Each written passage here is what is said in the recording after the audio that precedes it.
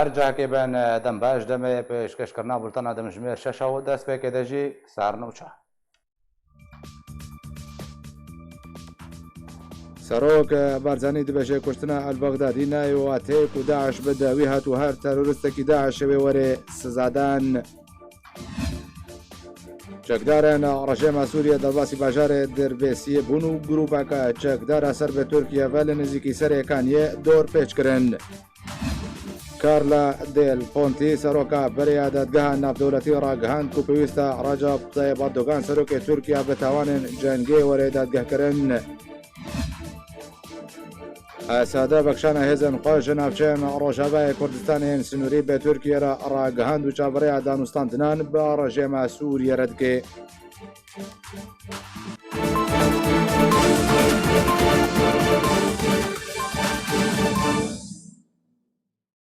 دوباره سلاو سروک مسعود برزانی دبجه کشتنا البغدادی نایوی واتیک و داعش به داوی هاتو هر ترورستکی داعش وره سزادان د داخویانیەکی de دوهیەک شەمێ سەرۆک مەسعود بارزانی ڕاگەهاند کوشتنا رێبەرێ ڕێخستنا داعشا تێرۆریست ئەبوبەکر البەغدادی بوێ واتەیە نایە کۆ bi temamî ew rêxistina tundra û hat têkbirin. Serok Barzanî derbarê kuştina Bexdadî daxuyanî û gote bêguman her kuştivanekî hejar û bêgunehan ku bê tu guneh têne kuştin çi demî be dê rastî sizeya xwe ya dadwerane were.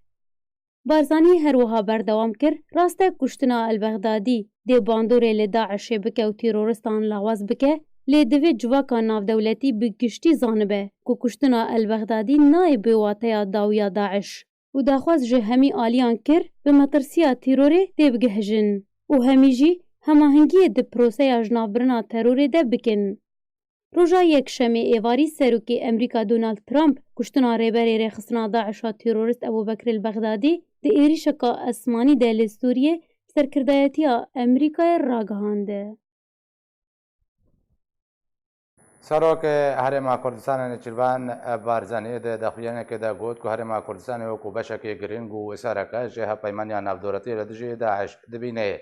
ku kuştina Ebubekir Bexdadî gaveka mezne di şerê terorê de û karê Emerîka û hemî aliyên beşdar dê wê operasyonê de kirin cihê rêzgirtinê ye. Barzanî her wiha têkes kir ku bi kuştina Bexdadî teror bi dawî nehatiye lewre pêwîst e alîkarî û hemahengî di navbera endamên civaka navdewletî de berdewam bêda ku terorê îdeolojiya Daişê bi dawî bînin. Serokê Herêma Kurdistanê amaje kir ku Herêma Kurdistanê qurbaniyên buha di ber bidawîkirina terorê de dane û wê berdewam bimîne de şerê terorê û fikrê tarîyê Daişê û îdeolojiya wan de da ku carekirdin venegerê û da ku ewlehî û azadî li cîhanê werê parastin.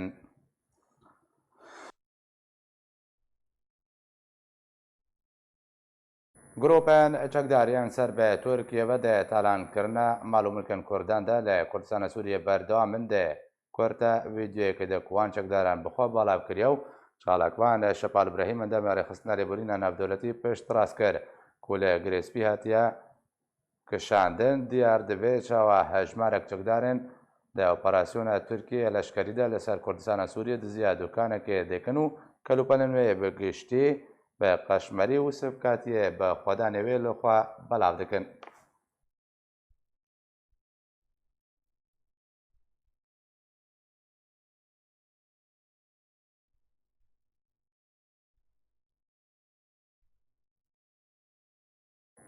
ئاسەدێ بەکشانە هێزن خۆش ناوچەیان ڕۆژاوای کوردستانی سنووری بە تورکیە ڕاگەهاند و هەیەوی دیکە بە ناوێنکاریە رووسیە دانوستاندنان بە ڕژێمێرە بکێ. ئەسەدێ بەکشانە هێزن خۆش ناوچەیان ڕۆژاوای کوردستانی سنووری بە تورکیە ڕاگەهاند.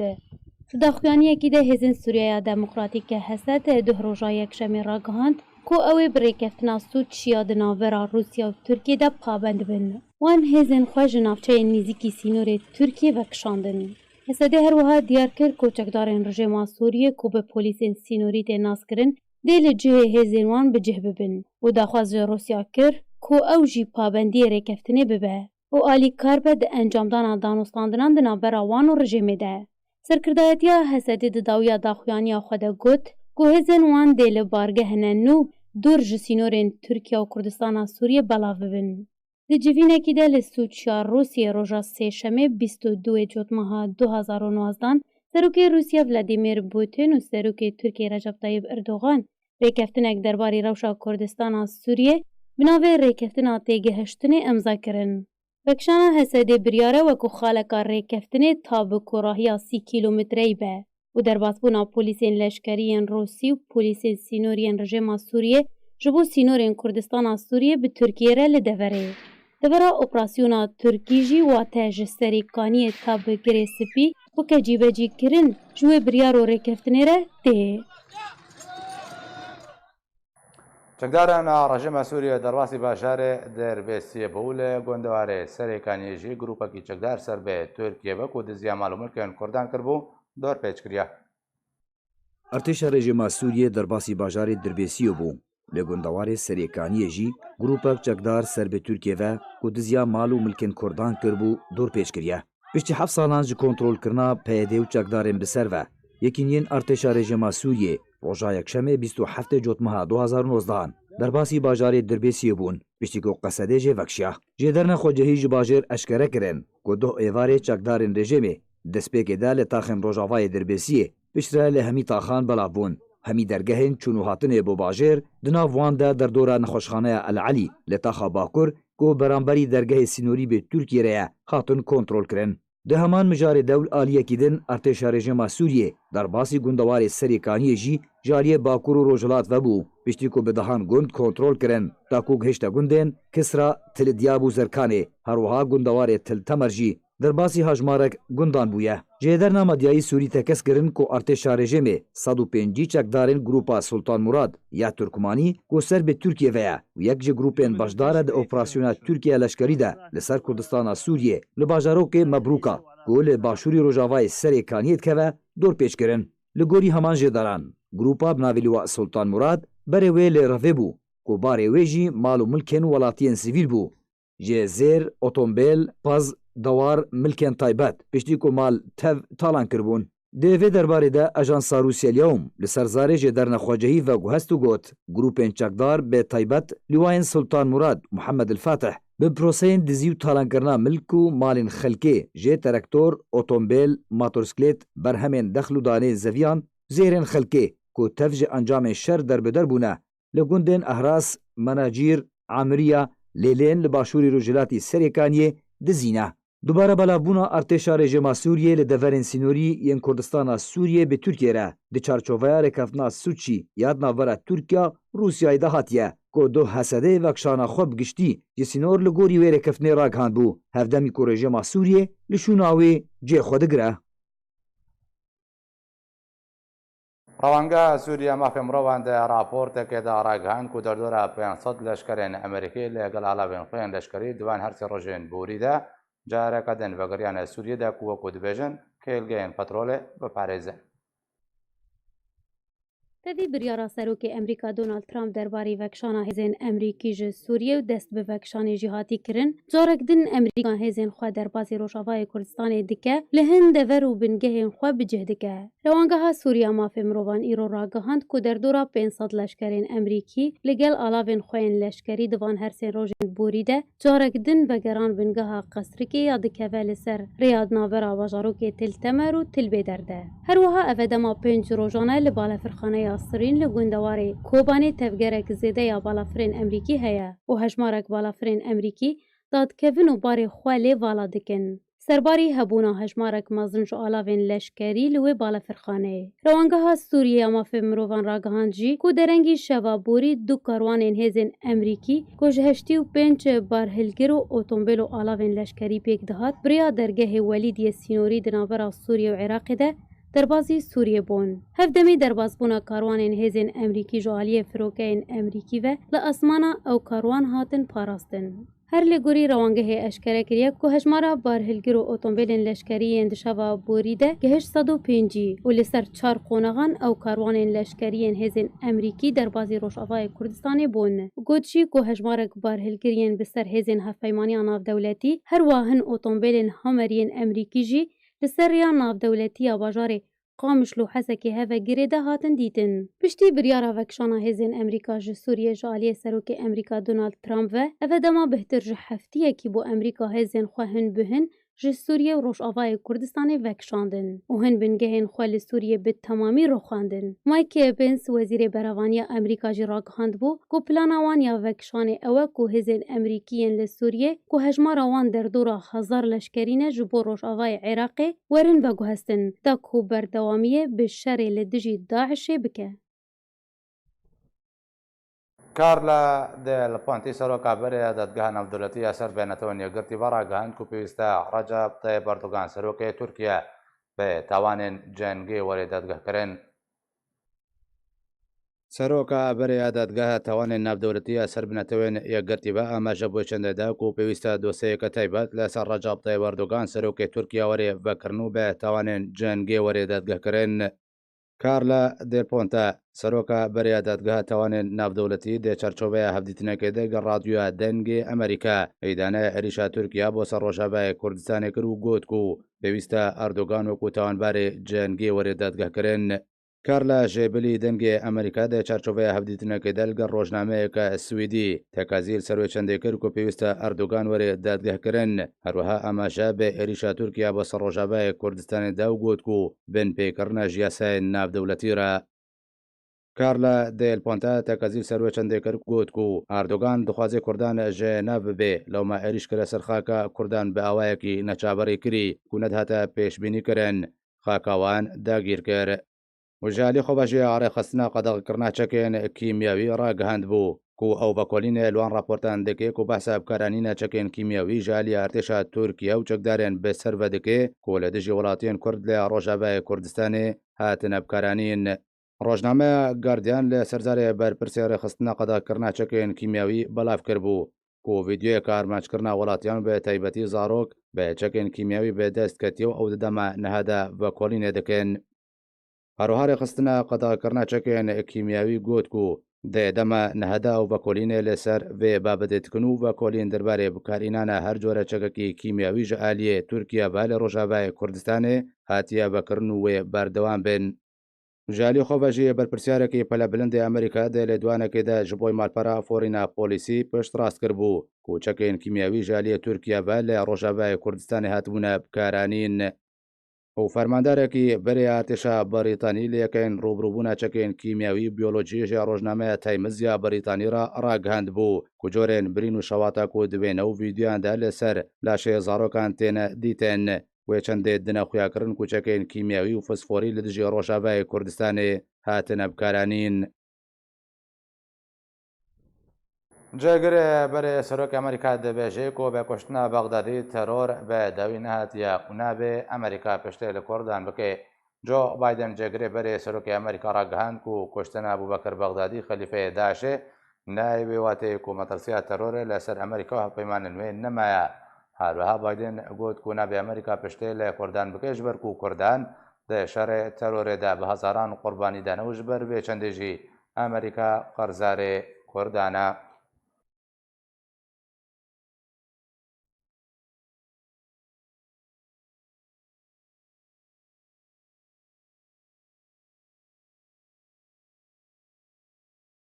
گروپên çekdar de binpêkirinin xwe de der heqê sivîlan de berdewamên çalakvanên Ereb berçe vîdyoyek belevkirin têde jineka Ereb behsa binpêkirinên çekdaran dike. Bêk û cudahiyê têxin navbera netew û nifşan de grupên çekdar kiryarên nemirovî û binpêkirinan di dermafê sivîlan de pêk dînin. چالاکوان روپلین گهدان ددن روشا هریمن شرط دا رو ددن پارچه ویدیوک جه پارێزگەها رقای دەردۆرا گرێسپی بەڵاو کرد. تێدا پیرەکە عەرەب دائاخڤە و بەحسا بنپێکردنên گروپên çekdar yên ser bi opozisyona Sûriyê ve dike. Hevjînê min welatiyekî bi temenê. Li me xistin û zarokên me birin. Kî te xist hecî? Kî te xist? Elşamiya ku rûriyê wan dirêj e. Ji bilêweyekê tûmetên girêdana bi qesedê ve li ser şêniyên Ereb disepînin û dema girtina ser malan, hurmeta malan binpê dikin û kiryarên nemirovî di dermafê jinan de û welatiyên bi temen de encam didin. وضربوني ضربوا الشايب واحد من الحاره فزع عنه وزاد ضربوه ولقموا عليه سلاح. Yek ji kolanê bi hewara me vehat li wî jî xistin û çekên xwe beref me kirin û çek xistin serê kurê min yê 13 salî û bi çûvê elektrîkê lingê wî kontak kirin û digotin divê tu cihê wan nîşanî me bide. Zarokê min ev e sê heyvin dev ji Kurdan berdabûn û xwe ji ber çavan veşart bûn. Di tev kalo dan? Li min wî dan. فرعوني وتفسوني وضربوا حجنتي فرعوا حجنتي Bûka te jî xistin? Belê li bûka min dan û ji pincan xistin û avetin erdê û ev 4 rojî me ne xwariye û ne vexwariye. ولا حاربوا نفسه وزاد فرعوها هدلقوها زتوها بالقاع. Di çarçoveya derdora sê hefteyan de an ku ji dema êrişa Tirkiye dest pê kiriye, grupên çekdar binpêkiran di dermafê şîniyên Rojhilatê Feratê û Rojavayê Kurdistanê de pêktînin, bê ku tawanbar warin sizadan yan jî dadgeh kerin. Ji bo zanîna dawîn pêşveçûnên ser erdê li Rojavayê Kurdistanê bi taybetî Rojhilatê Çemê Feratê ez ê berê xwe bidime nûçegihanên arkê neha li Beşarê Hesekê dara Ebdûlê Gulmedara dembaş dawîn zenyarî pêşveçûn çi hene derbarê navçeyê bi giştî çi cem de heye keremka. Belê dem baş zinar rastî îro şer gelkî germ bû eger tu derfetê bidime ez sergişî biaxivim. Belê destpêkê ez ê biaxivim ser cebha Rojavayê Tiltemir Xerbî Tiltemir 15 kilometra ewaya em bêjin cebha tewîl e. Li wir şer berdewam bû lê ez karim bêjim ti pêşketin tin nebûn ne ji her du tarafa de şer berdewam bû. Em bînin ser cebha din agirtkevê orta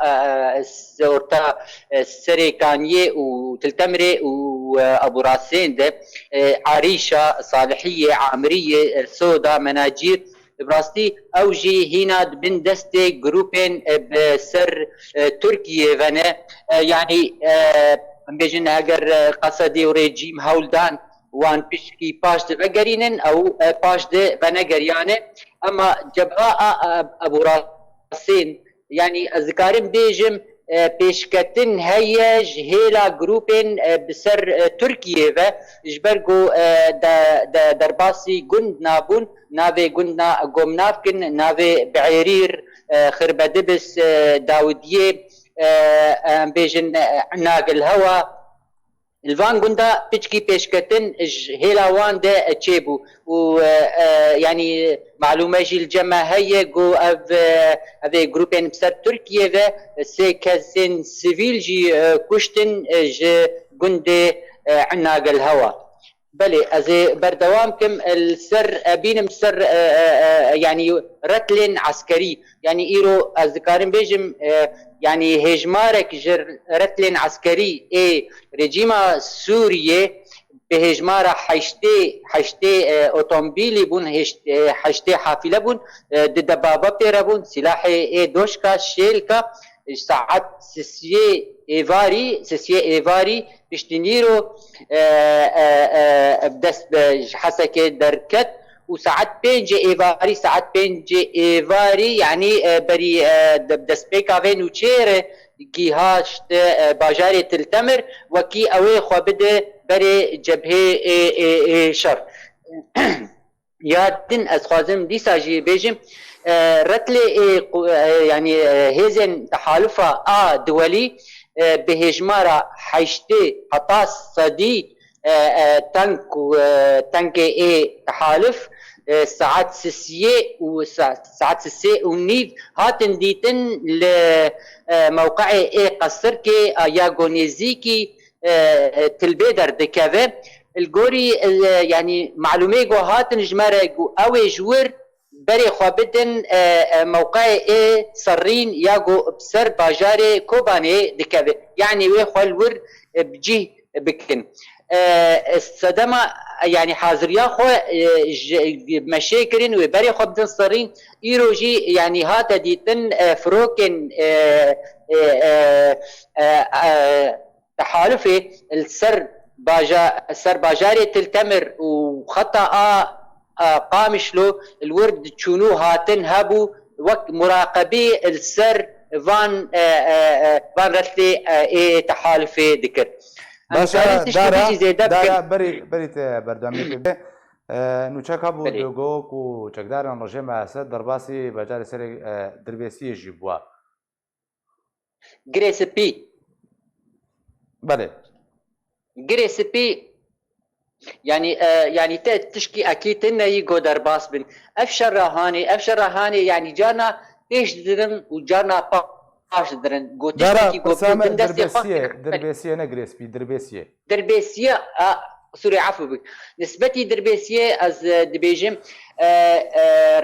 ريجيمي لشكر الخبجيه كر الافايا الكتريكي لدستيكا باجاري دربيسيه او افاياك مزن اول شخور كر نافندك لشكري بشتي وي تدي نقطه خوا تشيك نقطه خوي السر سينوري تشيكرن 4 نقطه تشيكرنه السريا عموده و دربيسيه يعني بدريجبونا 25 كيلومتر اما ام بيجن درباسي باجار بونه درباسي نافتاغا بونه افايا نهاتيه ديتن باشا دارا روشا مروفي بچرنگيا او دربدار قالوا بشتي وقرا چکدان رژیم اسد بو دبر بدايبتي دربيسي وتلتمر وانا وكو تدبجي خلق ودگري الناس زيدن قا زنار انا روشة تلتمر جدايج دربيسيه روشة تلتمر يعني شر نزيكي ويبوي 15 كيلومتر غربي وي و 12 كيلومتر غرب امبيجن الشمالي وي الور يعني ما دربدري ممكن تشيب اما دربيسيه عكسي وي يعني بشتي جو دورياتي روسيل سر سينور شنو هاتن ونقطه ريجيمي سر سينور هاد داتين نا بهتر خلق اجا ودگرن بجيد بن يعني روشك بتشكي امان تشكر الدربيسيه بس اقدر فتي بدمه از ديسا از نوچني دنجي بيجم كرمكا بله يعني ايرو جارا يكمين معلومه جمرها جارا يكمين فروكا روسي جولدي الدي موقعي لشكري ايجو الدي موقعي لشكري اللشكري بسر تركيا خستن او موقع اللشكري عريشاي وصالحيه او جي جندن نيزي سري كانينا افجي سعد الدوبو لانجام تشبون يعني جو هدفها خب جي اني يا بجيناني حتى انا نخوياي بقشتي از خازم بيجم يعني ساعات سسي ونيفي بشتي عصر حتى انها شتر بشكي ام نابن راوسياي بس بشكلكي متقطعي يعني حير ساعتك دنجي مشككي تي باشا دارا روشا دربدران بچرنگيا او دچروشه و درباز دبن روشا دربدرا شخوا يعني او هجمارك ج اليكاري ج كردستاني ج باشوري كردستاني هات جهريم جهات او جي جهاش دست يعني الحسكه الويدري انها شخوا بلاف دبي الدبستاني حسكه الفان الايجو جيبونه يعني هجمارة دربدرا يعني جاي حد خوي بلنجو جاي بينجي وشش دبستانا يعني جالي كده يعني انا هول دبي جوك كامبكي جوان بيتشي كرين لباشوري باجاري حسكي جبرج يعني وقت تشتي ما فهمكن انه ريبريت خوازه زاروكان وگرين دبستانا زاروكا وگرين دبستانا وكامبكي جوان تشيك يعني حاضريا في تشتي تشي دبه لي هنا بلكي دست بي نكربن يعني تشتي جو ناف دستي مده باشا گەلک سپاس ji bo nûçegihanê arkê der عبدو ku gel min bû belê temşivan nêje xalên herî girîng ku dara amaje pêdan ew ku li Rojavayê Tiltemirê şer berdewam e li bereya serêkaniyê Eburasiyan Salihiyê Amiriyê Menacîr hîna ew navçet bin destê çekdarên ser bi Tirkiye vene ji mareya çekdarên rejêma Esed ku ji heştê berhevgirî pêk dihat û bêjin dibabe jî li gel wan bûn ji hesekê berê xwe dane Tiltemirê hepêmaniya navdewletî heştê heta 100 tank û zerîpoşî vegerandine qesrê wê û tilbey der ku nêzîkî tilbey der û ew berê xwe bidine Sirîn herwiha balafirên hepêmaniya navdewletî li ser bajarê Tiltemirê re difêriyan çekdarên rejêma Esed hîna derbasî dirbêsiyê nebûne lê derdorayê belabûn û çar xalên xwe navbera dirbêsiyê û Amûdê de ava kirine ya herî girîng ew ku balafirên Rûsya yên şerker çend di xalên هەنگۆ دێ بنگەه دێ ئەوەی سەر بە چەکدارن سەر بە تورکیا بنە ئارمانچکردنە و حتان هەزیان نەهاتنە ناسکردن زە بەرە خودمان و چەکهانێ ئارکی ئەحمەد سۆفیش باژارێ دێرکل گەلمنا دارە دەمباش چه زانیاری جەم تە هەنا ببوورە ئەحمەد کرم کە بەێ دەمباش ڕەوشە باژارە دێرکێ ئاساییە تشتیشی گوهارتن لە باژارێ دێرکێ نەبوونە همو یعنی بهتری تشتا li bajarê dêrikê tê peydakirin her wiha dîtina ti hêzên leşkerî ji xeynî hêzê ku heyî li bajarê dêrikê jî her wiha nehatiye dîtin em karin bêjin bajarê dêrikê rewşa wê weka barojên boriye. باشە ئەحمەد ئەو دخوازم تام هەتەڕۆن هەیە بخێ سەروێ چەندێدا ئەو کەسان دەربدەر بوونە ژێ گوندên سنووری پشتی کوڕێککەوتنە هاتنە ڕاگەهاندن بێژن نێودڕەحەتێک چێ بووە بەلا بووە خەڵک بەدگەڕیان نا یان هینا لە دەربدەرن لە باژارێ دێرکە و جەم کەسوکاری خۆنەوە کامەژە پێکردبەریان هەن بله ئەو دەربەدەرێ باژارێ دێرکێ بە گوندên سینۆریەک و دەربەدەری باژارێ دێرکێ بووین هەروەها گوندێ دیتەریەک و هەنێکی دووری سینۆر ez karê bêjim serê seda 95 ji wa vegerana gundê xwe jiyana xwe ya xwezayî derbas dikin hinekî ew dirrehetî peyda bûye piştî ew levhatinên rawestandina agirbetê hatiye ragihandin dirrehetî peyda kiriye û xelk li gundê xwe vegerane û jiyana xwe ya gundatî xwezayî derbas dikin. باشە گەلک سپاس بۆی نوچەکانێمە ئەحمەد سۆفیژی زەبەرە خە بدمە باژارێ قامشلۆ نوچەگەهانێمە سەبری فەخری مڕەیە سەبری دەمباش زانیاری دەفتە هەنە گەلۆ ڕژێمە ئەسەد باژاردا بەڵا بووە چ گوهارتن بەسەر داهاتیە کرێن بارەگەهێن سەر بە پێدە و قەسەدە بە گوهارتن دوا داهاتیە کردن یان نا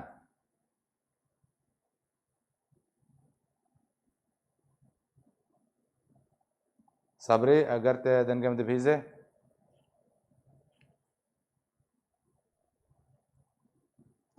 صبری ئەگەر تێ دەنگێمە دەبیزێ پرسام ئەوە داوین زانیاری دەربارەی باژارێ قامشتۆ چنە چ گوهارتن هەنا چەکدان ڕۆژێمە ئەسەد لە ناوا باژار بەڵاو بوونە یان نا ڕێبەبەریان سەر بێ پێدەوە بارەگەهێنوە ئەبەهێنوە گوهارتم سەر داهاتیە یان نا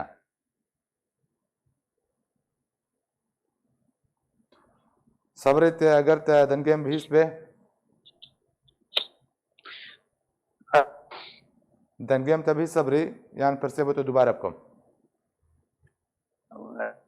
تکاوه دوباره بکې دغنا باشه صبري داوین زانیاری چل جم ته نه چکداران رژیم اسد له بازار قامشتو بلا بونه نه ابهیان سر به پیده و لګل کو قصد راګهاندی او بکشیه ګوهاتم سره د هاتیه کړن یا نه الباجار خاشلو اوكي هون زانن او جدوي بيري كفتنا بازي دردورا خامشلو وكو آگاهی کو بهشنما لندن روجاوای خامشلو هزن رژیم الویدر سر چند گندن نزیکی سینور بلابونه الگندن وك خراب كورته نافكره گندن الروجاوای خامشلونه والسر سینور بخونه لگور آگاهی آن کو بیجن الویدر هزن رژیم بلابونه هر وها حتی بعمود جی اف گندن در دورا سینۆر ji bajarê Qamişlo heta Amûdê û Dirbêsiyê ewliwan de bera bicih bûne. Lê li bajarê Qamişlo xwe tê guhertin hê heta vê gavê çê nebûye ji ber ku ev rêkeftin Qamişlo jê dûr ketine di vêkeftinê de. باشە سەبری دەربدە ڕەوشەوە بچڕەنگیە بەدگەڕن یان نا و هەروەها هێزن ئەمریکیان هەپەیمانیان ناودەولەتی و بەدگەڕنە ڕۆژاوای کوردستانی جارەکەدن زانیاریەتە سەروا هەنا ئەو هەژمانە مەزن دەربدەرە لە باجاری Qamişlo وەکو ئەمزانن نەگەلێکی پڕن لێ هەنێ لە بێ دەرێ لە جەم مرۆڤێ خوێنێ لە جەم کەسوکارێن خوێنێ ئەو دەبارە خۆدکردن لە بێ دەرێ لێ ئەو هەژمارە ئەوڵۆ مەزن بێتر لە حدەکێ دەبەرایە وەکی دن ئەv هێزن ئەمریکی گۆجارێک دزی برین دەبەرێ li bajarê Qamişlo biçih nabin di nava bajar çûn doh kerwanê wan hatin dîtin lê wekû ku xelk dibêjin ku ew bi ber bi tiltemir ew li wê derê bengeha tilbê derê nek dibêjin çûnib aliyê derê wa derabe lê li van devrê nêzî bajarê Qamişlo tê hêz nehatine xuyakirin. gelek spas بۆی هەرسێ نوچەگەهانێن ئارکێ دارا عەبدۆ ژێبەجارێ حەسەکێ و ئەحمەد سۆفی ژێبەجارێ دێرکێ و سەبری فەخرێ ژێبەجارێ Qamişlo و کورگل من بوون زێ نەهابەرێ خەبتمە مێهبانێ خوا بڕێز فادی مەرعێ سەرۆکێ ئۆفیسا پەیوەندیên گشتی ئەشەپێلا پێشەڕۆژا کورد لە سووریە لەگەڵ منە بڕێز فەدی دەمباش ئەv guhartinên ser erdê û pêşveçûnên ku çê dibin li Rojavayê Kurdistanê ji dema ku rêkeftina bera Rûsya û Tirkiye datiye mzêkirin çawa têne xwendin bi vegera rejêma Esed çi di hevkêşê dê werê guhartin Kurd dê parastî bin yan ne بله سپاس شتره وش همو تماشاوانین جانرا راستی گاوا المهوله بناری انجام سیاره کفتنانه دما چویده بهوری ریکفتنه جید نقابه امریکانا و ترکی ده چیبو دوورا امریکانا تخواست روسا بکه شریک جوه پیمانات نقابه امریکانا و ترکی را و روس قریب بکن سر به پیمانه امریکانا و ترکی و بریوه ناکه جی رونشتنه کد نقابه اسده و رژیم اسد چیبو افهموک آرمانجه و هر سه ریکفتنانه گاوا مجانبه کلی میزنن هر سه ریکفتن ادناو و هر سه ریکفتنه چیبون هر سه ریکفتن جی ندجی هفدونت خالق رئیسی ده او خالا رئیسی یا دوربونا قصده جدوری سینوری ترکی اف هر سه پیمان متفق سروی خاله و ددم نوانه دجی هزا قصده جی متفق هر سه پیمان جبوی ملاتي ما نقطك قالك ايجابي تدايا جرينجا او اگر بس بسكني جبوي ونتفدا زامن دا روجا نهي مهيدا او ايريشيبو قالك مطرسيل جم ملاتي ما وقالك ملاتي ما سيفيل بو قرباني وقالك بريندار تشيبو اف اگر بس هر سه ركفتنا دا نقطه هري اساسي جو اگر بس بسكني ومنطقة مايا كردي دوري عريشة كديب به باشا بريز فادي صبا بستونه هيفي دمجمير شش إيباري داويا أقر بستيا صدو بينجي دمجميريا ناريناتا اگر نیک و ایریش دیسا بردوام به تایبەتی کو رووسیا هۆشداری دا قەسەدێ و گوت و ئەگەر کومنجوان ناوچەین کوڕێکەکەم سەرهاتیە کردن ڤەنەکشن رووسیا وێ پشتاوەبەردان رووسیاوی مەدانێش بۆی تورکیا بەکێدا و ئێریش بکە و وەختی جوون خۆڕ و بڕۆیا بن بەلێش ئەو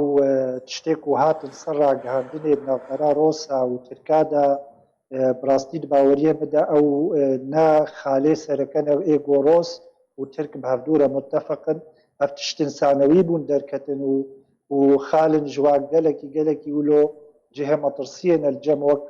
تفقرا سياسي كردي والجم ملاتي كردجي خال نزل بيدا هنا وك خالك سركش بوي انه او دبرا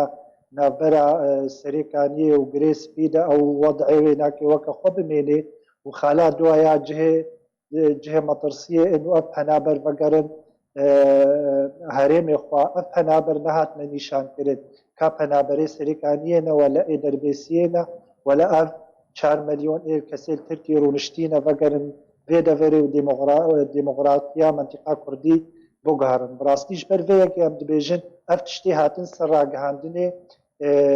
tiştên sanewî ne tiştê ku di min tawleyê de Tirk û Ros pevre muttefeqin te agahî li cem menînin û em bêjin belkî ew tiştê ku ew tiştê esasî ser bitefqin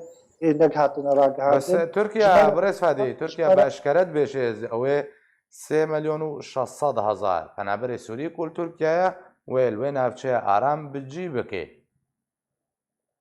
برێ شخوا ev devera aram mustelehek yani gavan çekî vegerin paş de devera aram tu welatane necihiye ji Herêma Kurdistanê pê vedinot û yekê de gava li wê derê şixwa hêzek amade hebû qiyadek muttefeq hebû nakokî nebûn Ema mate beqa gavet li deverê aram meyzênê li Bosna û Hêrsek li Sêrelanka li Rawanda devera alam ti dere bi cih nehatiye serkeftî neketiye ji Herêma Kurdistanê pê باشە بڕێز نەها بەریا و زۆر مەجەمتان و چەکهانەیە ئارکێگۆ ڕێبەبەریا پێدی ئامادەکاریان تکێک و کەمپەکێژێ دەربدەرێن دەربێسیەرە لە تەنشتی حەسەکێ ji دەربەی باژار درست بکێ دووردا بجی بکێ ئەو سیناریۆ نەنیزیکە سیناریۆ ئافرینێک و خەڵک دەربدەر کرد لە هەمان دەمێدا ئەو خستنە کەمپاندا بۆ بخۆ سەر زێدێ خۆبوون پرسێت دووبارە بکێ باشە پرسامە بەریاک و بمە جەمتە نوچەکانێ ئارکێ گۆت و پێدا ڕێبەبەریا پێدێ نەها بەهێویە و دخوازێ کامپەکەش بۆیوان دەربدەران دروست بکەوێ کوش سەرێکانیە گرێسپی بەری خۆدانە باژارێ حەسەکێ دروست بکێ لە نێزیکی باژارێ حەسەکێ دووردەنە دووبارە بوونە هەمان ئەزمونە بەریان هەیە و لە ئافرینێژی خەڵک دەربدەر بوو لێ کامپان بجی بوو ئەو بخوا ئەو خالبڕاستی جهێ نرحەتیە گاڤە هەکەر ئەم بخوازن خەلکێ سەرێکە هەنیە بەگەرن دەڤەرە خۆ بەگەرن باژاری خۆ بڕنگێکی ئارامی ژیانە خۆ بکرد چێترە ئەم بکە واتێخن کەمپادا و خەلک نەدی تێخن جهێوادا ئەف خەلکێ پەنابەرێژ دەروێ سینۆرێ کوردستانە سووری ئێر و نشتیل ترکی ئەم مەترسیش خۆ ژوەیەکەیە ئەو خەلک وەرن جهێ ئەهلێمە لێ سەرێکە هەنیە و خەلکێمە تێکە من کەمپادا بڕاستی ئەف جهێ نەرحەتیە جەمە باشە بڕێز فادی پرسەکە هەری گرنگ دووردە هەیە رووسیا وەکە پشتەبانەیە ڕژێمە نها هاتیە ناوچێ نهاژیت بژێ بارەفەرەکە شەریا رووسی خاڵنانگۆ چەکدارن سەر بە تورکیا بە ئارماشکردنا لە نزیکی تەمەر هەبیەک ئەمریکا هێزن خوا دە هەمان دەمێدا بەدگەڕێنێ ناوچەی سەر بە پەیمانیان ناودۆڵەتی بەداک و بیرن نەفتەیە بپارێزێ دیەک ناوچەیەدا ئەگەر هەیە ئەنگۆ بچاوایەکی تێ قبولکردن و خواندن و رووسیا و ئەمریکا هەبوون و چەکدارێنوان ڕوبڕووی هەم نەبن ئەم نکارن بێژن کۆبار سەر عردێشێت بێ بەریان هاڕێککەوتن نابەرە رووسیا و ئەمریکا دەسەر هاتیەکردن بتەنێت تێ بجیکردنەوە بێ کورسە ڕاگەاندن تێ خویاکردن و ڕاگەاندن بتەنێ بابەتەکەش بۆی مژولکردنێ شخۆمە بەریان هاژی ماڕاگەهاند یعنی سەر کەناڵە ئارک ئەمریکا ئیرۆ ئەو دەست هەلدانە سەر هەرێما کوردستانە سووری بەلکی ئەف مرحلە ئەف مهمە دا رووسیا دوێ مرحلێ دە مرحلەك تەکتیکیە و مەرحەلیە لەباوەریە بدە ئەمریکا ناخوازێ ئەی دەولەت بریارێکی بستێنێ بێگۆل ئەمریکا vegere وەکمە ئەم دیسە دووبارە دکرد ئەنها ئەمریکا ناخوازێ چارەسەریکێژ وەدعێ کوردستانە سوودیرا ببینێ ji بۆ ئەم تەف دەزانن گاوا ئەم نەها ئەم بێژن وەڵا وەدعێ کوردستانە سووری وێ چارەسەر بودێ بێ وەدعێ سووری تایبەت بڕاستی ئەم خۆشاش کرد وەدعێ مایە کوردستانە سووری گرێدایە وەدعێ سووری بشتیڤە ji ber vê yekê ئەمریکان heta weke vê kêrîkê naxwaze bike çareserî siyasî ji bo wedعê Sûrî tevahî باش ئەگەر ئەمریکا ناخوازێت پرسا کووردا چارەسەر بکێ کریز بڤێرەنگی هەوکێشە سیاسی ئالۆز بووە بەسا ئاباکردنا کۆمیتا دەستوری تێکردن ئەگەر ڕۆژ بەڤی ڕەنگی بێ چ سناریۆ یەن و سەر عردێ نێزیکە جیبجی بن پێشبینی کرینە بلش خوا نقطة جمع جهر حتية روساجي أما جاكيرجو إنه خالك خويا سركادة دمندكي ويري كونغري واتفاقية نقباوي وتركادة إنه أما وضع سوري تحبدن بشار سريك سياسي ردستان هذا وأما بشتكريا كوميتا دستوري بكت ونقطة هري رحت الجمع بری او اگر بس بسکنه او ناماز جنابی سروک مسعود آچوی جروسارا وکن جمانان اجتماعی کردیجی مدنا دریا کومیتا پیودی اجدر و دریا کنسوله لحولیر مشام جروسارا او جی کیف خوشیا خوانین انه ام چارسریا وضعی سوری ام تحبدن چارسریک سیاسی جبوی منتفد زامن شر چکداری و شر پفچون هر ملت سوری بتباهی و ملت کرد به قربانی جهر حتی ایرو چار سریک سیاسی جوضع سوری بتباهی بوردانی و بتایبت جوضع کردی را و ما في ملت ما کرد دستور نود جیبون. گەلک سپاس بۆی برای سوادی مەرعەیە سەرۆک کۆپیسا پەیوەندیان گشتیە شەپێلا پێش ڕۆژا کورد لە سووریە کۆلگەلمن بێ گەلک سپاس. داوێن ئامار دەربارەی هەژمارە پەنابەرن ڕۆژەڤای کوردستانیان کو ژەبەر عێریشە تورکیە لەسەر ڕۆژەڤای کوردستانی دڵباسی هەرێما کوردستانی بوونە دەرکەت لەگۆری کو راپۆرتە هاتی بەڵاوکردن هەژمارەوان گەهشتە 12,014 کەسی. ئەمارێک نو دەربارەی هەژمارە پەنابەرên ڕۆژاڤای کوردستانی کو ژەبەر عێریشا تورکیە لەسەر ڕۆژاڤای کوردستانی دەربازی هەرێما کوردستانی بوونە دەرکەتە. لەگۆری زانیاریان هاتی بەڵاوکردن هەژمارەوان گەهشتە 12,014 کەسی. لەگۆر هەمان زانیاریان کو شەڤابووری 374 پەنابەر دەربازی هەرێما کوردستانی بوون. هەبوویەکێ هەژمارە پەنابەرên کو ji destpêka êrîşa Tirkiyê ve gihişt 12,014 پەنابەرî. û ev hejmaran nû jî ji bo kampa Guwelan li gundewarê parêzgeha Duhokê hatin veguhestin. Ku niha amadekarî ji bo bicihkirina penaberan li kampa Guwelan tê kirin ku beşekî nû lê hatiye vekirin û biryare 13,588 malbatî bike. Kampa berdarişna hatiye dagirtin û êdî nema cihê penaberan têde heye û ji ber wê yekê ev e çend rojin dest bi veguhestina penaberên nû ji bo kampa Guwelan hatiye kirin. Amadekarî ji bo bicihkirina penaberan her wiha li kampa Germawa li gundewarê parêzgeha Duhokê jî tê kirin ku eger kampa Guwelanê hatî dagirtin wê penaberên nû bêne veguhestin ji bo kampa Germawa.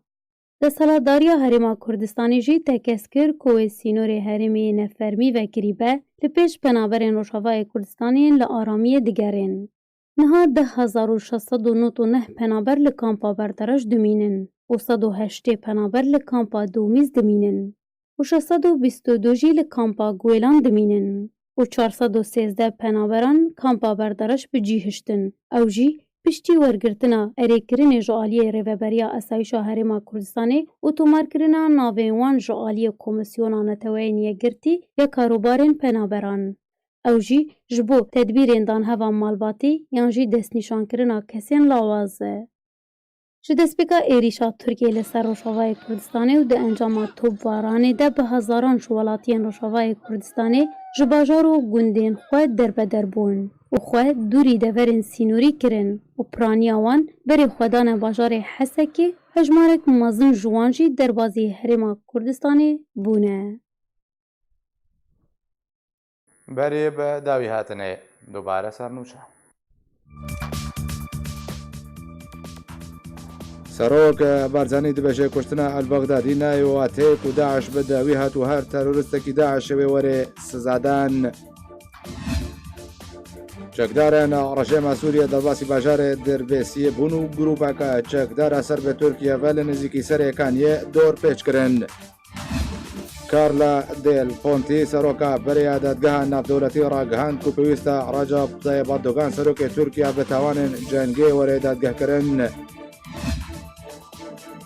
ئاسادە بەخشانە هێزن خۆش ناوچەیان ڕۆژاڤای کوردستانیان سنووری بە تورکیەرە ڕاگەهاند و چاوەڕێیا دانوستاندنان بە ڕژێما سووریە ردکێ.